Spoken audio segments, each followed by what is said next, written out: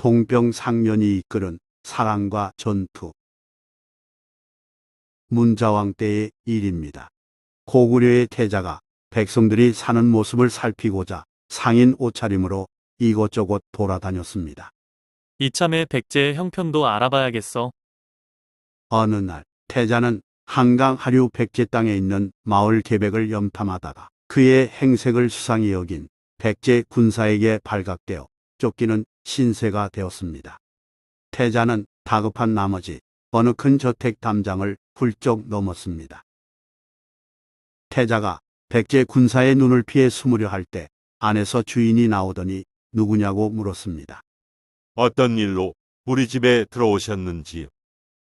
하룻밤 신세 지고자 하는 상인인데 허락해 주시겠습니까? 그 집은 그 지방 큰 부자인 한씨 저택이었고 주인은 젊은이에게 호감을 느껴 받아주었습니다. 집주인은 딸을 불러 서로 인사시킨 후 방을 안내하게 했습니다. 그런데 태자는 그 집 딸을 처음 본 순간 두 눈을 번쩍 떴고 숨이 멎을 뻔했습니다. 그때까지 봐왔던 그 누구보다 아름다운 여인이었기 때문입니다. 태자는 두근두근 심하게 뛰는 가슴을 진정시키며 침착하게 물었습니다. 아가씨 이름은 무엇인지요? 소녀는 한주라고 하옵니다. 그 집 딸 한주도 태자를 처음 보자마자 마음이 끌려 자신도 모르게 미소를 지었습니다. 신분을 감춘 고구려 태자와 백제 절세 미인이 서로 첫눈에 반한 것입니다. 두 사람은 한창 이성에 관심 많은 청춘인지라 금방 친해졌습니다. 태자는 얼마 동안 그곳에 머물면서 한주와 빠르게 가까워졌으며 마침내 집주인 몰래 정을 통하고 부부가 되기로 약속했습니다. 태자는 고국으로 돌아가기에 앞서 한주에게 은밀히 신분을 밝혔습니다. 나는 고구려 태자라오. 그래서 오래 머무를 수 없다오. 깜짝 놀란 한주가 한참 동안 말이 없다가 힘겹게 입을 열었습니다. 제게로 돌아오실 건가요? 태자가 주먹에 힘을 쥐며 말했습니다. 물론이요. 내가 귀국하면 대군을 거느리고 와서 이 땅을 취한 뒤 그대를 맞이하겠소. 그 직후 태자는 도망쳐서 귀국했고 문자왕이 세상을 떠나자 고구려 제22대 안장왕으로 즉위했습니다. 너희는 가서 계백 마을을 점령하거라. 안장왕은 한주를 그리워하며 한주가 사는 계백현으로 군대를 보냈습니다. 그러나 고구려 군사들은 백제의 완강한 저항을 뚫지 못하고 세 차례나 패했습니다. 그 무렵 계백현에 새로 부임한 태수가 상당한 미모를 갖춘 여인이 살고 있다는 소문을 듣고는 직접 불렀습니다. 한주가 절세 미인임을 확인한 신임 태수는 그녀를 접실로 맞이하려 했습니다. 소녀에게는 이미 장례를 약속한 사람이 있습니다. 한주는 마음에 둔 남자가 있다면서 거절했습니다. 태수가 그 사람이 누구냐고 묻자 한주는 차마 사실을 밝힐 수 없어서 입을 다물었습니다. 태수는 그 말을 거짓으로 여기고 재차 자기 여자로 만들려 했고 한주는 죽기를 결심하고 피했습니다. 한주는 답답할 때마다 언제 올지 모를 난군을 그리워하며 산마루에 올라 북쪽을 바라봤습니다. 한주의 속마음을 알 길 없는 태수는 몇 차례 청혼을 거절당하자 분노하여 한주를 감옥에 가뒀습니다.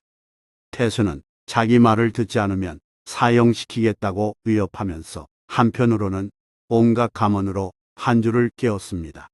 이제 한주의 목숨은 언제 끝날지 모르는 상황이 됐습니다. 안장왕은 한주가 옥에 갇혀 있다는 사실을 탐지해 알게 되자 초조한 마음에 여러 장수에게 조서를 내렸습니다. 계백현을 회복해 한주를 구해내는 자가 있으면 상금 천금과 만어후 관작을 상으로 주겠노라. 만어우는 1만호 백성이 사는 영지를 가진 제후라는 뜻이니 안장왕은 실로 엄청난 포상을 내걸고 한주를 구해오라고 명한 것입니다. 그러나 아무도 지원하는 자가 없었습니다. 이미 세 차례나 백제군에게 패배한 지역이라 굳이 목숨 걸고 나서고 싶지 않은 까닭입니다. 이때 장군 을밀이 왕에게 말했습니다. 상금 천금과 만호의 관작은 신이 원하는 바가 아닙니다. 신의 소원은 안악과 결혼하는 것뿐입니다. 이를 허락해 주신다면 신 또한 대왕의 소원대로 한시 미녀를 찾아 올리겠나이다. 안악은 안장왕의 누이 동생으로 미인이었습니다. 을밀과 안악은 서로 좋아했으나 안장왕이 을밀의 문보를 시원찮게 여기며 반대하고 있었습니다. 을밀은 병을 일컬어 벼슬을 버리고 집에 들어앉아 있다가 왕이 조서를 내렸다는 말을 듣고는 왕에게 나아가 자신 역시 간절히 원하는 안악을 출병 조건으로 내걸고 나선 것입니다. 신이 안악을 사랑함은 대왕께서 한주를 사랑하신과 마찬가지입니다. 부디 대왕께서 잘 헤아려 주시옵소서. 을밀은 안장왕의 애타는 심정을 잘 알기에 동병상련이라는 점을 강조했습니다. 안장왕은 고민에 빠졌습니다. 사랑하는 여동생을 내키지 않는 장수에게 내주는 일이 여전히 꺼림칙했기 때문입니다. 그렇지만 한주를 생각하면 한시도 지체할 수 없었습니다.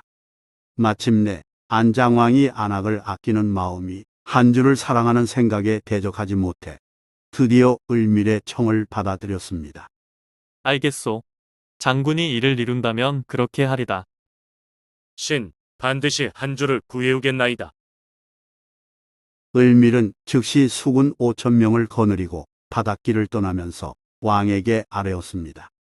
신이 먼저 백제를 쳐서 개백현을 회복하고 한주를 살려낼 것이니 대왕께서 대군을 거느리고 천천히 육로로 쫓아오시면 수십일 안에 한주를 만나실 겁니다. 한강 하류에 도착한 을밀은 비밀이 결사대 20명을 뽑아 평복에 무기를 감춘 채 앞서서 개백현 성 안으로 들여보냈습니다. 그날은 개백 태수의 생일이었는데 태수는 이를 깨닫지 못하고 관리와 친구들을 모아 크게 잔치를 열고 최종적으로 한주의 마음을 돌리고자 했습니다. 오늘은 내 생일이니라. 오늘 너를 죽이기로 정했으나 한주 내가 마음을 돌리면 곧 너를 살려줄 것이니 그러면 오늘이 너의 생일이라고 해도 좋을 것이다. 태수의 협박에 한주는 담담히 그 말을 받아쳐 대답했습니다.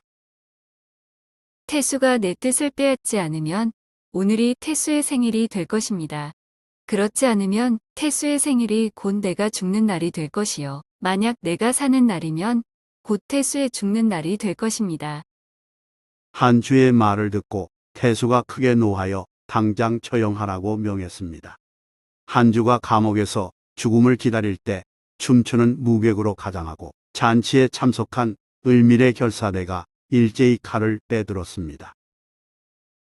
고구려 군사들은 방심한 상태의 손님들을 마구 죽이면서 고구려 군사 10만이 입성했다고 외치니 성안이 크게 어지러워졌습니다. 이와 동시에 을밀이 군사를 몰아 성으로 들어가서 감옥을 부수어 한주를 구해내고 곡간을 봉하여 안장왕이 오기를 기다리면서 한강 일대의 각 성읍을 쳐서 항복을 받았습니다. 을밀은 동요하는 사람들에게 당당히 외쳤습니다. 이곳은 이제 고구려의 땅이니라. 이에 안장왕은 아무런 장애 없이 백제의 여러 고을을 지나 개백현에 이르렀습니다. 안장왕은 무사히 구출된 한주를 만나 감격에 포옹을 했고 을밀을 칭찬하며 안악을 시집 보냈습니다. 한편 안장왕은 재위 기간에 백제를 공격해 2차례 전투에서 승리를 거두 아버지 문자왕 때 백제 무령왕에게 이룬 한강 유역을 되찾고 북쪽 요소도 점령한 고구려 전성기의 마지막을 장식한 명군입니다. 좋아요 및 구독은 영상 제작에 큰 힘이 됩니다. 고맙습니다.